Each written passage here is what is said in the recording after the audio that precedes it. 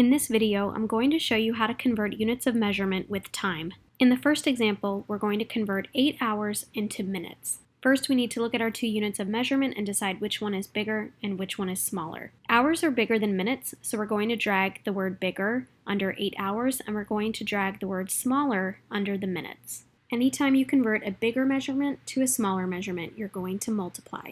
Next, we need to determine what we're going to multiply 8 hours by. So we'll look at the time conversion chart, and 1 hour is equal to 60 minutes, so we're going to multiply 8 hours by 60. When we do this, 8 times 60 is 480. So 8 hours converts to 480 minutes. In the second example, we're going to convert 540 seconds to minutes. Seconds are smaller than minutes, so we're going to drag the word smaller under 540 seconds, and we're going to drag the word bigger under minutes. Anytime you convert a smaller unit to a bigger unit, you're going to divide.